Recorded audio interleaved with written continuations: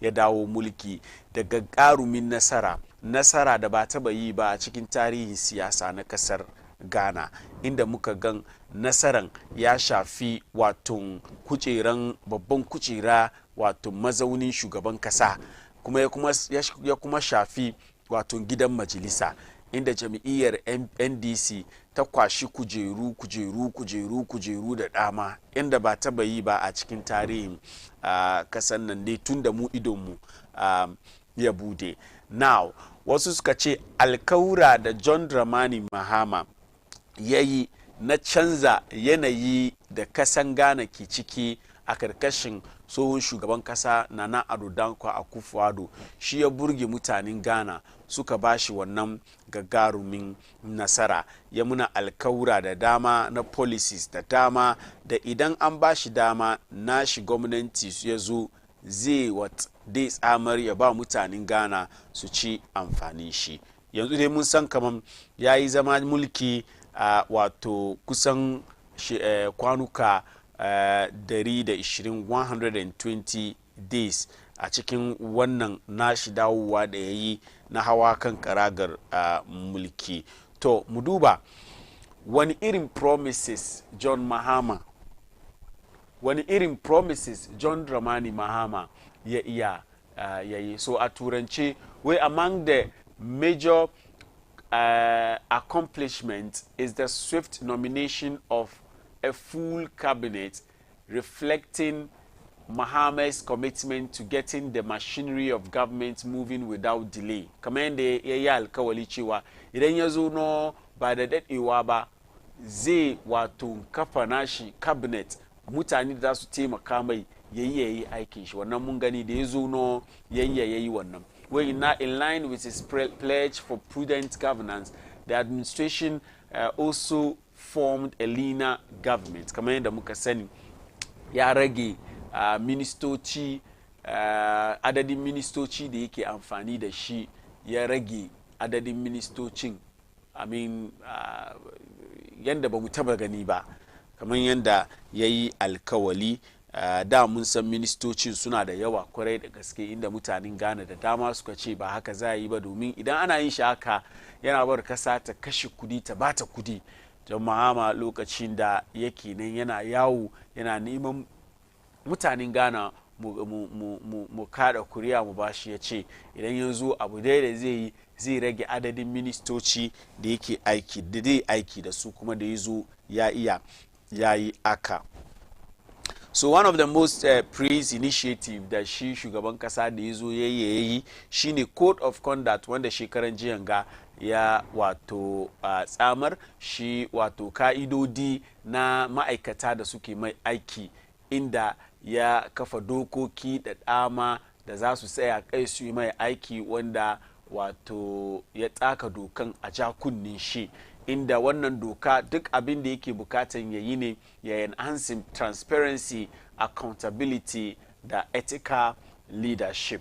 In economic policy kuma mun san Mahama ya deliver kan nashi alkawari da ya yi to convene a national economic dialogue, inda aka kafa wata wato taro inda aka hada kan waɗanda suke da ilimi wurin tattalin arzikin ƙasa, aka zamna aka wato tattauna dangane da shi namu tattalin arzikin ƙasa ya muke son a yi shi. Stakeholders da dama aka hada su duk to shape a long-term recovery agenda for our economy da ya tabarbare.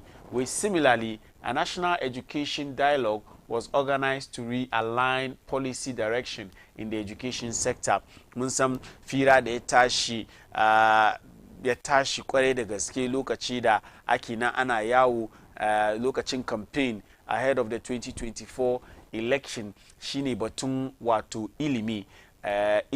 Inda muka ji batun shi even primary level SHS, wanda mun san akwai babban policy da tsohon gwamnati ya kawo free SHS, da kuma wannan gwamnati ma alkawura da ya yi da dama na wato mika neman ilimi kyauta a jami'a, inda aka je aka zamna tare da manya-manyan stakeholders aka tattauna dangane da yanda za a iya a gyara shi policy da muke amfani da shi idan ya zo wurin wato sector din na ilimi. The administration ya kuma launch several social environmental programs including Tree for Life, the Blue Water wanda shekaran jiya ga muka gan wato yan matasa da aka hahada su aka wato ba su horo aka tura su cikin wajaje da ake yin shi hakko ma'adinai ba bisa ka'ida ba sabida su su taimaka a shawo kan shi matsala da muke huskanta idan ya zo wurin illegal mining da yake bata mana ruwa da gandun daji. Mun gan yanda shi kuma ya ɗauki wannan mataki under minister shi na lands and natural resources which focus on reforestation and water resource protection. The no fee stress initiative has also been introduced to reduce the financial burden on basic school parents. So Mohammed's government has abolished the e-levy Munsani. Da ya zo ya ce ya abolish betting tax, ya abolish emission levy, ya abolish, providing immediate financial relief to citizens and businesses, with the COVID-19 levy expected to be removed in the next budget. So in terms of levies da ya alkawali kamar ya zo ya abolish, the only one da bamu ga ya yi bane shine shi COVID-19 wato levy inda suka mai muna alkawali, suka kara muna alkawali cewa kaman next budget idan suka kawo za mu ga cewa kaman an wato fit da shi COVID-19 levy. So these are the other fulfilled promises da Mahama waɗannan kuma suna tare da suna cikin promises alkawura da dama da ya iya yi. So launch of the 1 million coders program to build digital skills among youth. This was done last week. A rollout of the Mahama Care Social Protection Framework wannan kuma last week aka wato launching shi. Production of the Ejumawura program to promote job creation. Wannan duka mun gan last week Mahama ya launching. Free tertiary education for persons with disability. Free sanitary pad initiative for schoolgirls. Black Star Experience, a flagship tourism and cultural revival program. Seed money for the Women's Development Bank. Establishment of the Accelerated Export Development Council, probing the Akosobo Dam spillage which affected thousands, and then restructuring of loss-making state-owned enterprises to ensure efficiency. Ongoing effort. So when da muka duba su ne ababa da yayi alkawali da yace yayi abin da yace yayi. These are ongoing. Waɗanga kuma ne wanda har wayo ana nan ana yi ba yi an kare ba. With several key initiatives are underway but not yet complete. These include compensation for victims of the Akosombo flood, with funding already allocated in the national budget to conduct investigation into the murder of investigative journalist Ahmed Swale. Mun san an soma investigation. Abu da John Mahama yayi alkawali kenan kai ana investigation. How are you ba kammala ba, so you cannot add them. Ba kai ka kara su cikin ababa da yace yayi ya kare. Ko ba haka ba. Compensation victims and Akosombo flood kuma ana nan ana yi. Ba kai ka kara cikin ababa da yace yayi ko da yake an dauki mataki ana yi. So moving on, ga waɗanda ba iya an yi ba. Mun duba wanda aka yi, wanda har wayo an dauki mataki ana son a yi, tukunan waɗanda ba iya an yi ba cikin 120 days. Such a review of taxes on vehicles to ease the burden on drivers. Haraji da ake karba kan motoci da shi shugaban kasa ya alkawali kenan kaman ya review har wayo ba ya an yi ba. With full commencements of 24-hour economy. She 24-hour economy we know was a major campaign promise by the NDC. Har wayo ba mu gan me ke ciki wani matakai ya da ya doki yaushe da soma har wayo ba mu gan komi ba.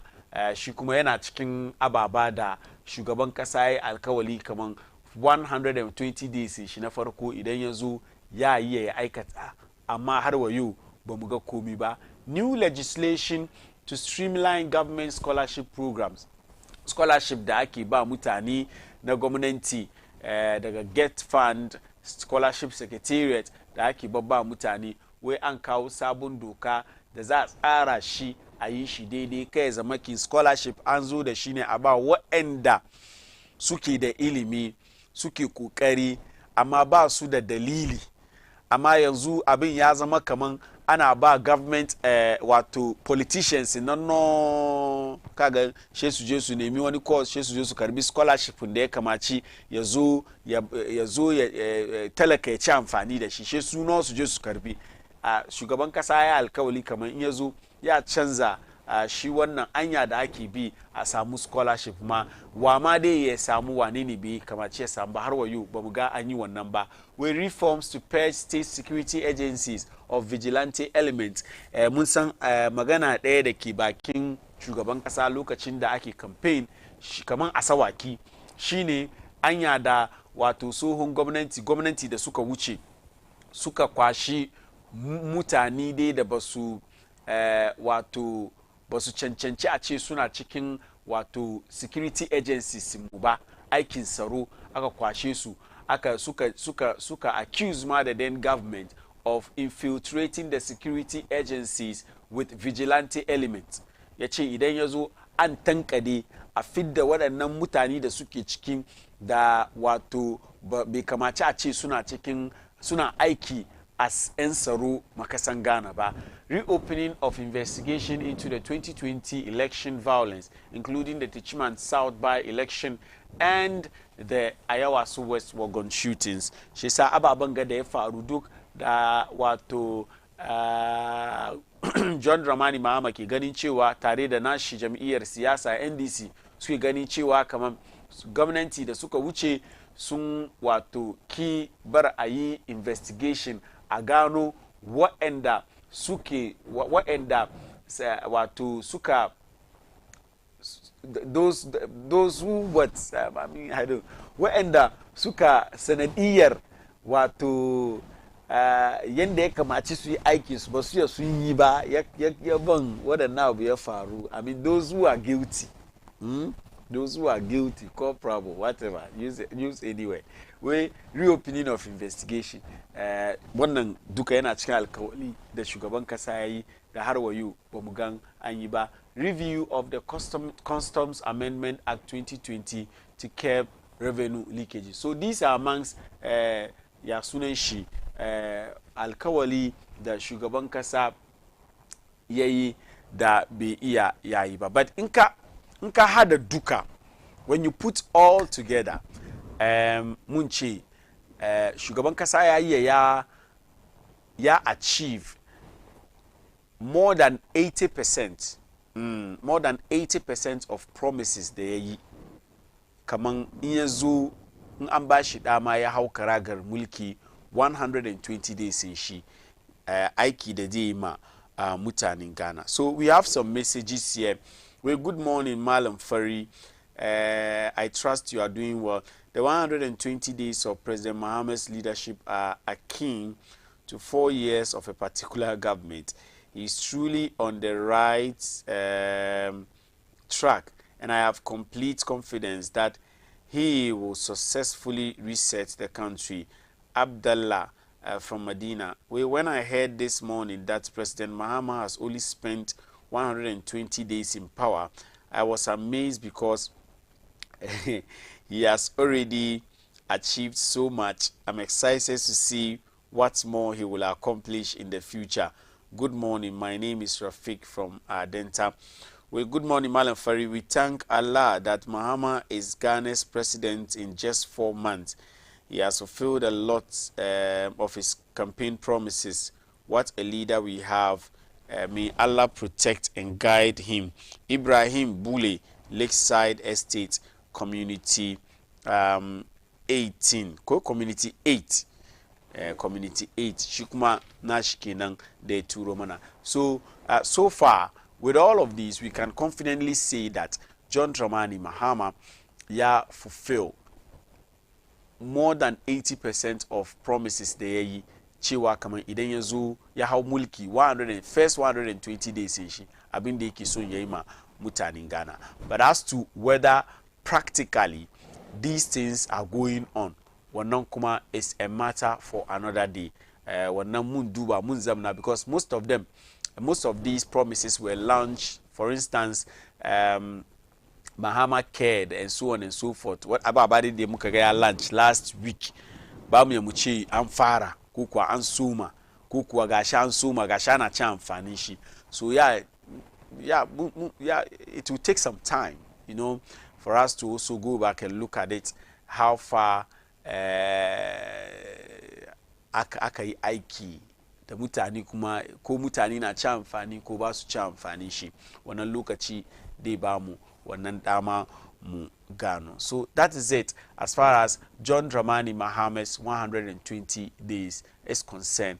Kuda kwa yuko turo mana sakonni. Thank you very much. Kai kuma kai ka turo naka 0553 683 010. Let me just banin dan zagayo. Let me take a short break. When I return, then we delve into the Hajj matters, the newspaper headlines, and then of course muje mu ga wani bakuda mu samu yau akan youth development series. Stay tuned.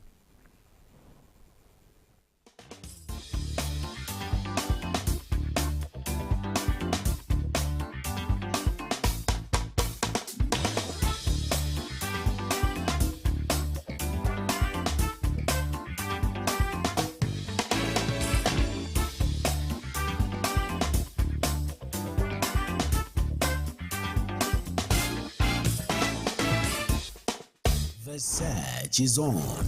Are you a Muslim between 18 and 30 years, passionate, driven, and ready to showcase your talent? Baina TV proudly presents a unique reality experience, The Ummah Show.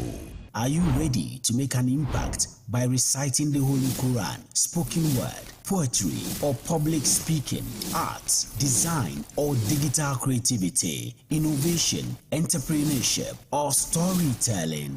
The Ummah Show is here to empower you and nurture your talent into the next big star, with some amazing prizes to be won. No long forms, no boring stuff, just your best self. Be bold, be part of something different. Apply now at umma.bainamultimedia.com or call us on 0539 487757. The Ummah Show.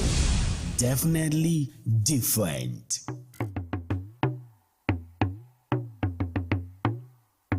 Ban shani da yan gulma ai ni ban shani da yan gulma ai ni ban asara bacin banza wai ni ban shani da yan gulma ai Alhaji Sambo ya bari yaran gida ina waje ci da shashaye mata ta kira be doka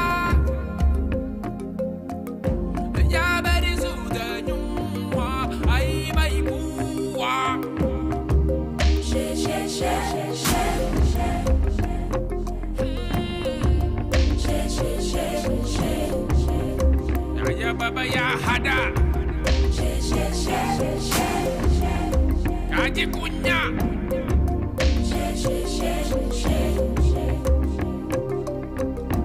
Haji ya fadi da gulma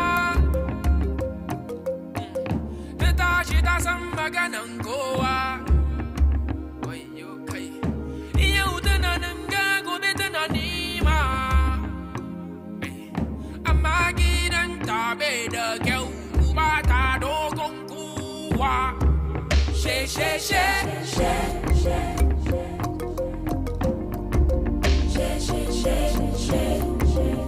kin yi kunya she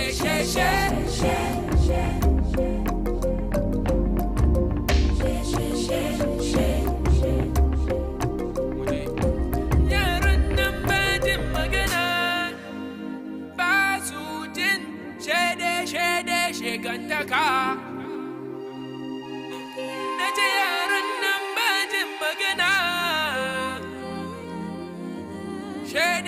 wasan banza ai kunni kunya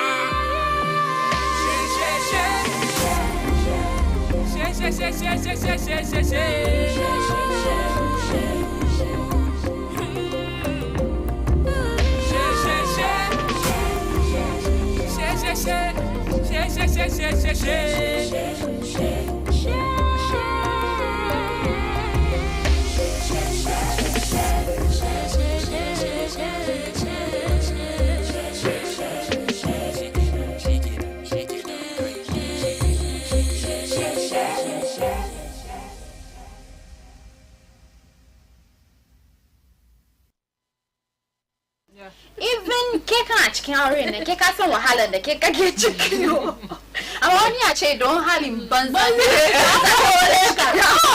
good marriages give you that teeth. It gives you that space to be able to become who you want to be.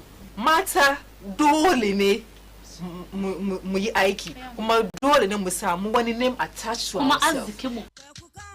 From the voice that echoes through the souls and the minds of the Zongo community, encouraging and uplifting the Zongo woman for greater heights. Dandalin mata wannan shine dandali na 'yancin tunani wurin da mata ke bayyanar da ra'ayoyinsu kan batutuwa da ya shafe zamantakewarsu har da tattalin arzikinsu. Ku kasance tare da ni Hannatu Mahmud Awakening da tawagana a lokacin da muka zauna zurfafa bincike kan batutuwa da ya shafi mata. Dandalin mata, firan mata, sai daga bakin mata.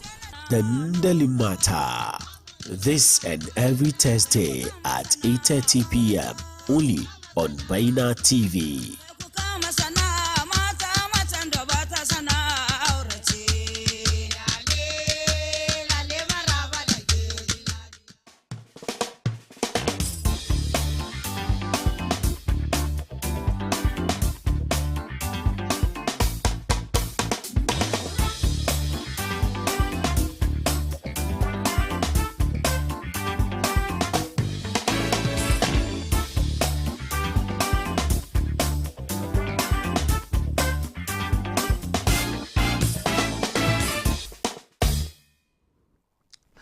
All right, Maskalo, sannu da dawowa easy bane. Okay. Well, kamar yadda na muku alkawali mun shiga Saudiya, kasan Saudiya, inda labari da ke fitowa wurin bai da dadin ji. Yeah, labari da ke fitowa. Jiya idan kun duba fazakir, Malam Imam Abdulrazak ya yi magana kai kaɗan kan bin bango da matsaloli da ke ciki. No, the issue is not even about matsalan da ke cikin.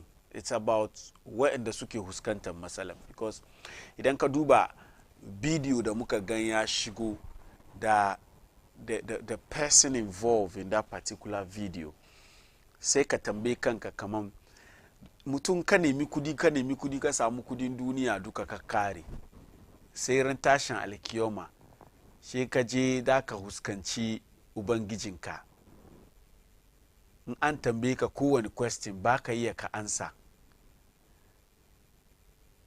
sai wani amfani kudin ne ya kawo maka? Domin it's like mutane ba su tunanin kudin da da su samu duniya, anya da suke bi su samu kudin da gobe abin da kudin da ya kawo musu. Kai kana kiran kanka agent, ka san kaman aikin agent nan da kake yi, kai ka san kaman ka doki kwashi mutane kaje da su kasan Saudiya on umrah visa su je su yi hajji, kai ka san kamar suka je ga abin da su je su huskanci, domin kasar Saudiya sun tighten security su this time around, sun kiya, kai ka sani, amma saboda kudin da kai kake nema ka kwashi mutane har da sofofi ciki, wasu su ko tafiya ba su yasu ya muke yi kanmu haka ne zango. Bauta da je a yiwu shi mai shi yana son sauki ne she kai kama alkawali o na bi da kai bangon nan ga kaza kaza kuna zuga mutane kuna yi ma mutane karya ba maganan da ka zo ka yi na nasi'a ga mutumin Ghana ka ce mai kaman bangon nan ka je ka bi wahala fitina ne da zai ji saboda wasu ku kuna ciki ku saboda kudin da ku samu malam farin na zamna ma nan na yi maganan ga jiya malam razak ya zamna nan ya yi magana an samu wayan da su zamna su ci mutuncin shi wai don yana gaya ma mutane gaskiya. And I say this last year people attacked me aka ci mutunci na wasu ma siyasa suka mai da shi duba kan shi kato yana zamne kan TV yana buga ma Hajj board 5 Hajj board sun ba shi kudi yana buga musu 5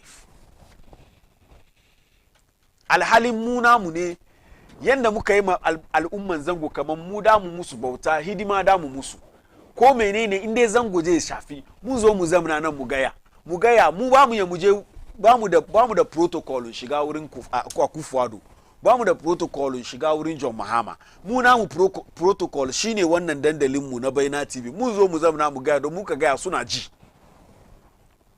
na zo na zamana nan ina yi ma mutane nasiya na ce bin bangon nan ko ka iya kai ba an yi masohohi ba ne matasa aka yi ma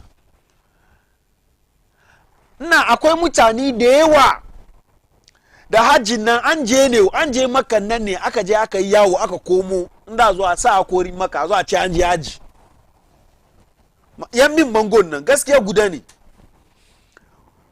kamar yadda kai bango kabin ana magana shi ka zo ka siya kai karya ka ce kai kayi mun san kayi amma mu kuma wasu ku da suka je sun bi bango sun zo sun gaya muna kaman bangon da suka bin nan da suka bi bangon nan ba su ya sun ma yi hajjin ba mun sani kai dai yi naka kai kaje ka yayi muka yi magana mun yi wasu kuma sun gaya muna da suka cin inda ake hajjin ma ba su gani ba balle su te balle ma har su yi lokaci ya kai mu gane kaman hajjin nan bauta ne kuma ba an tilasa maka kaje ka yi ba ne you see bauta ne amma ba tilasa maka kaje ka yi ba wai kai da za ka yi ka yi kasan da kake ciki akwai ka'idodi da aka ajiye na tafiyan hajji shi aka ce binan biya kudi kaza baka da kudin ba dole ba ne ka je ka bi wani anya da za ka kawo ma kanka damuwa fitina ka kawo ma iyalanka fitina ban yan gaya maka abin da Allah dai da kai amma bai dace ba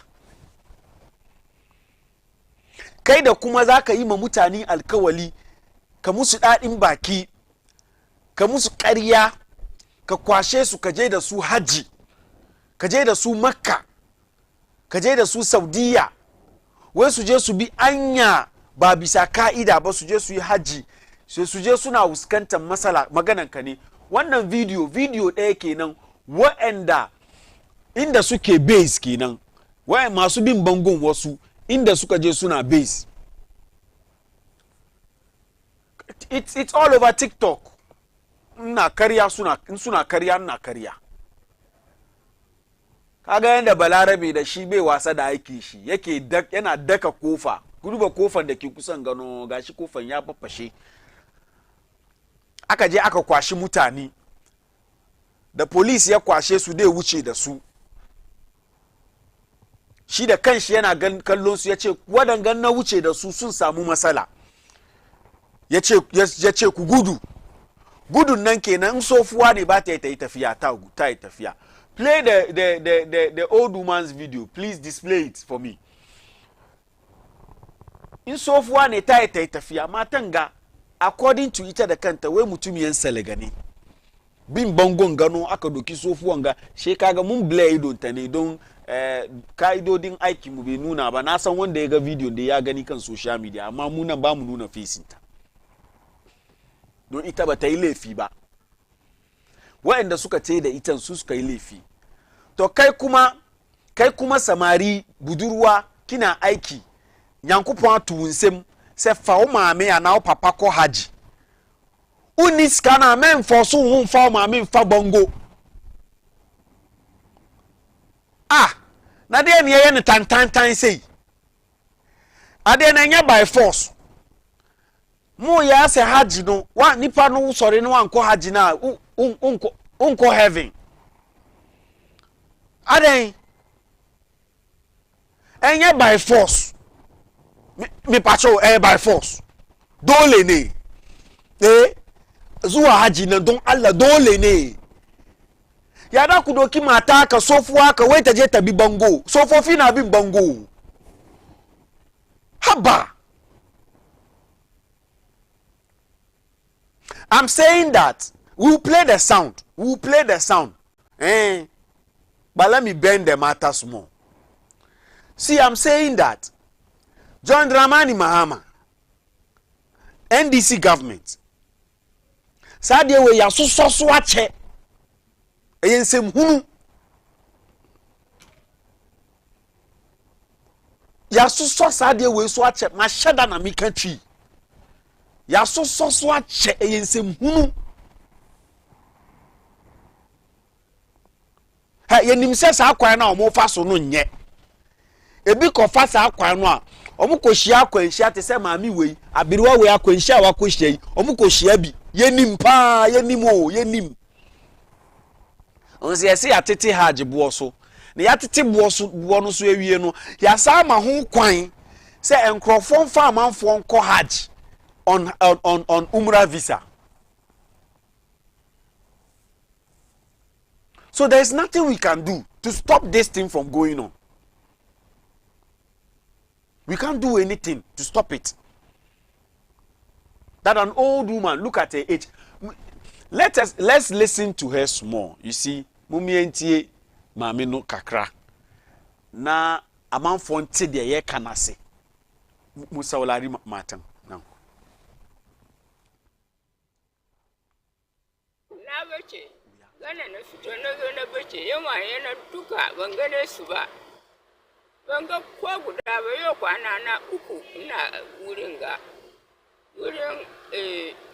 Wurin da ake ziyarar nan. Gani zaune gindin masallaci. Wata abuya na Allah ya kawo ta ya bani ta gwada mini. Saboda shi zan kore abidiyan gana ina nan su zo su yi suke ne. Mutu yadda suke. Gashi ni kada yau kwana na uku kenan. Gobe fudu ina nan ina zaune ni kade. Ki faɗi magana da Ghana kuma. Magana Ghana na fito kuma salga. Salga na fito. Ni ne Hajara Umaru. Hajara Umaru. Mun kai mutum 20 muka zo. Ba mu samu wurin shiga ba, she mai rore ne ce wai ya kai mu gaba. She polisa su kama shi ya bude wa mu gudu. Ni kwa ban ya gudu ba. Masu kurfi sun gudu, ni kafin gudu na fadi. Baki na ma ya fashe. Kafin tashi ne ban ga ko gudun su ba. Sun tuka sun tuka. She na kama sititi na gansu halla haula ban gansu ba. She na kwanta. So,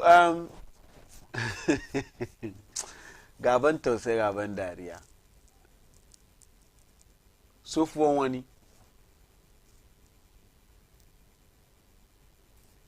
I know that Mami Abdulway ba ta biya kudin ita da kanta tate. Maybe wani danta, wani masoyinta ya biya. Don Allah mu doki wa mu yi makanmu nazari. Nasiya sorry. Kada ka je ka biya kudi ka doki sofonka waye je bi bango.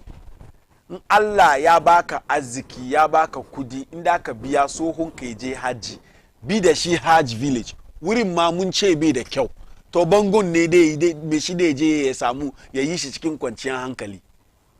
Hajj village ma mun ce aikin sun ba mu so bai bu na kyau ko su da aka ce that's the legal route. There are issues there. But then ko ya Hajj village ko Hajj board ko ya bai da kyau ya dai fi wan. Maso yi maganan dewa domin jiya malam ya shiga ciki. A word to the wise is enough. But this is disgraceful. This is not about government. It is disgraceful. Kai da kanka da kaban manka ta shiga cikin wanga situation. Kai da kanka yi zama kai tunani. I know that wherever you are, whoever wannan kai da ta zama manka ko ina kake yanzu aka kai ina sama kana cikin matukan damuwa kuma ka ji kunya saboda rashin jin nasiya. Last year da nazo na zamna ina magana nan da kun ji ne ba kuma da shi politics ba. I had some people who call me and attack me and say I'm doing the bidding of MPP. And today some of those people, those same people, because coin in Naya Juya NDC ke power, now they are saying the same thing I'm saying. Come on, bim bango be de kyau. Be kamace abi bango ba. But last year da nike zamne nan na batun kada abi bango nan an doki komai mun doke shi siyasa garin ga. Inde kai gaskiya da ka gaya. Inde be ra'ayi da wani maganan da 'yan siyasa ke gaya wato depending on where the person is standing yanzu ga ya painting ka ya baka kala. Yakin da ake yi yau nan aka ce bango ana magana dai wannan na so ma last year na yi shi nan nayi aka ci mutunci na aka sa ni wuta mutanen zango yanzu ga an saka wuta ba gashi mun komo kai ba. To yau kai supporter NDC ne da nike yi last year kake kira kake zagi na kake cewa na je na karbi kudi nike yi. Yau gashi sun bar Hajj board suna hawan bango suna ba ta aikin su na farko suna kuma sa mutane cikin wahala. Yanzu what do you have to say about bin bango? What do you have to say?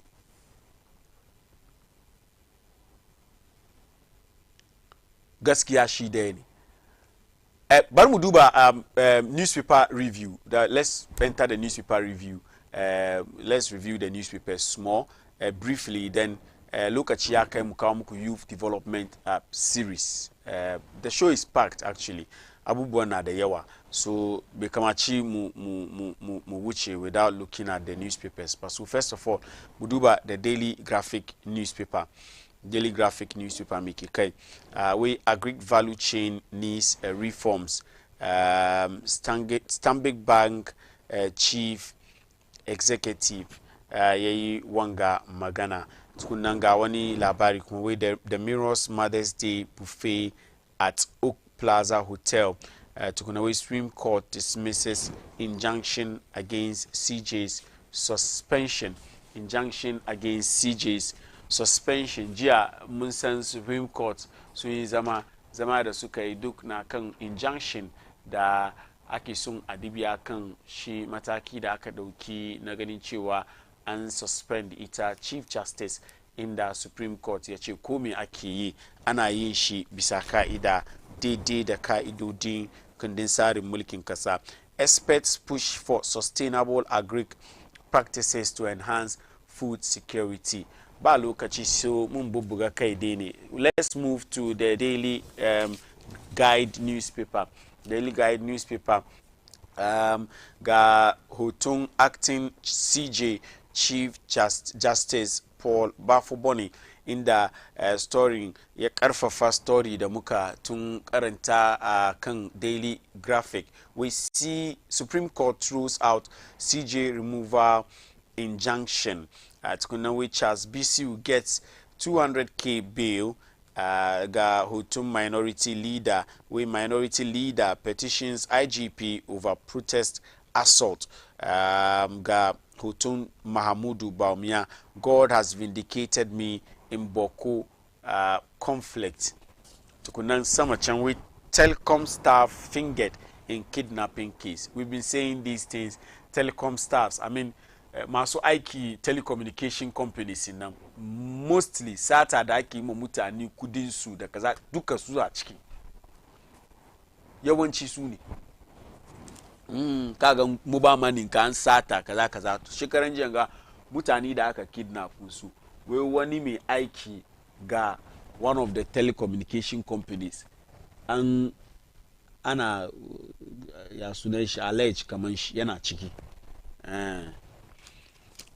Let's look at the Ghanaian Times newspaper. Ghanaian Times newspaper briefly, where 24% hooked on tramadol. Research reveals 24% drug abuse among varsity students. Asemben Kurani. I think we will come back to this story because today we have something to do about the drugs later on before the political discussion. So we will come back to this one. 24% hooked on tramadol. Research reveal. Wani bincike na nuna cewa kamar dalibai da suke cikin jami'an kasa universities da dama da muke da shi kasan nan 24% kashi 24 suna amfani da tramadol. Ka sa yaron ka je school ya je koya ya je school mugun ya sunan shi yake sha tramadol. Mun shigo ciki. On this note, ya kamaci mu je dan gajeren hutu idan muka dawo mun kawo muku da youth development series da muke kawo ko ne ranar Laraba. Stay tuned.